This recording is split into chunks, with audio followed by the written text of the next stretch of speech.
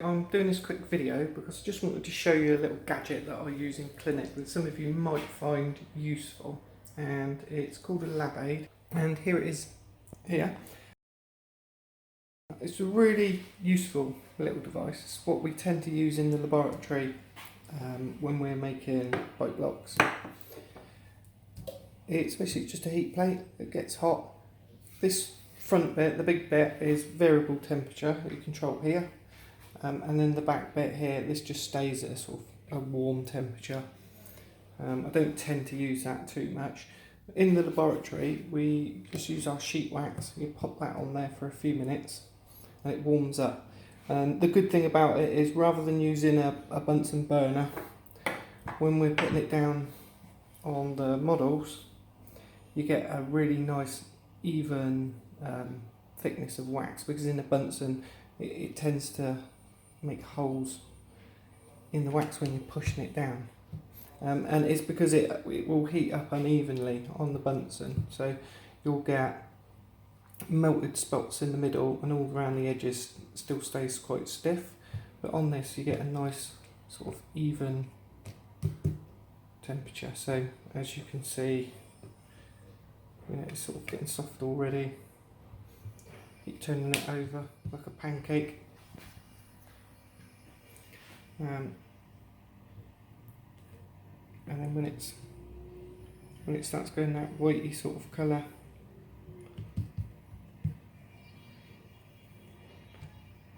all through, makes it nice and easy to use. So you can see it heats it up quite quick. But the other thing in the lab, obviously, when we're heating this up, while I'm adapting this down now, it's quite difficult doing it one-handed. While I'm adapting that down, we'd have the next plate on there, next sheet of wax, on there, softening up, ready for the next bite. And so that it just makes it so much easier, so much quicker to do whatever we're doing, bite block or trying or something like that. But what I really wanted to show you today was what we use it for when I'm in the clinic. So I can use it for bite registrations. And I always use wax for bite registrations. When I'm talking about like partials, I know a lot of people will use this horrible silicone stuff for their bite registrations. Now don't get me wrong, I use silicone all day, every day for taking my impressions, so it's brilliant stuff. But when it comes to registering bites, you really don't want to be using silicone wash. It is an absolute nightmare.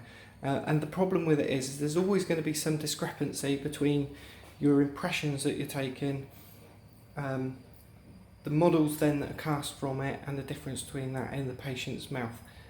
And it's usually not with the teeth, but the soft tissues, because the soft tissues, when taking a bite registration, can compress. When you then put that on the solid model, it doesn't compress, and so it means that the laboratory are not articulating properly, or if they are, they're spending a long time trying to cut away all the areas that are not compressing properly on that model, and it usually just ends up with an incorrect bite registration. So to make sure that you get a really accurate bite registration, I'd always use wax on those squash bites, and if you get one of these, it's so nice and easy to soften that wax up on here, as I say. So with this now, I would take it over, fold it in half. Let me just grab a model a minute. So if we pretend this is the patient's mouth, and then what I'll do is I'll just put it down on top of their natural teeth, like that, and then I've got an upper here. Let's just try this one. Obviously these don't go together, just for demonstration purposes. So if the patient then bites together, once that's cooled down, I need to get a tripod for doing this next time. Okay, and so if any of this outside area is pressing into the soft tissue, when we come to put the hard model on it, if it was silicone, there'd be no give. and you press it down and it'll bounce back up. But with wax, when it's pressed down, it will stay pressed down, which means it's much better for articulating. Also helps to stop teeth fracturing off as well. So when we're articulating, you know, there needs to be a solid bond between the two. So if I put that on there with wax, because the wax is slightly sticky, you know, it will hold much better than if we had silicone. A silicone squash boat on there, it wouldn't hold at all, and what would happen is it would bounce and it would move, and when we're trying to articulate, it causes all sorts of problems. So I wouldn't use the silicone bite registration when making dentures, ever.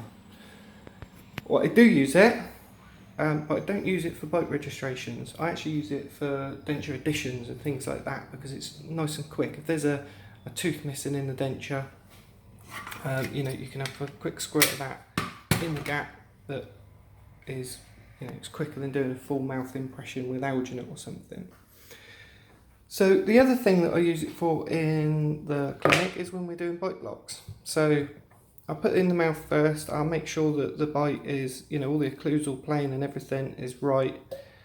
And then just before I take the bite, I'll leave it on here for a couple of minutes. And what will happen, that will soften on the surface, the same with the lower.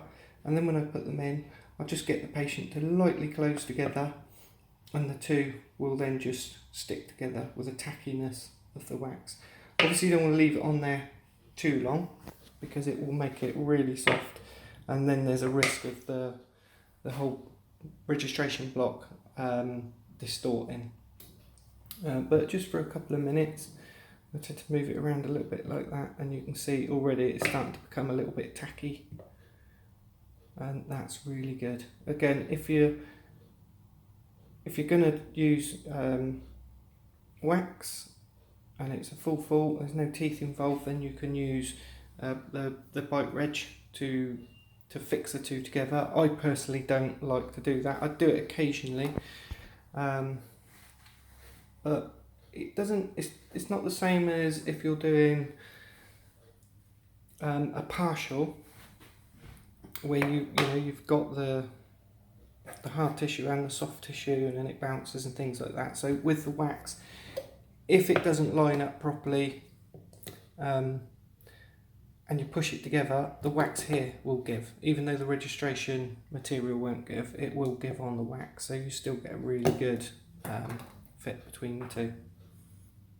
Okay, so I hope you found that little video useful, and the product is called LabAid. I'll put a link in the description of where you can get them from.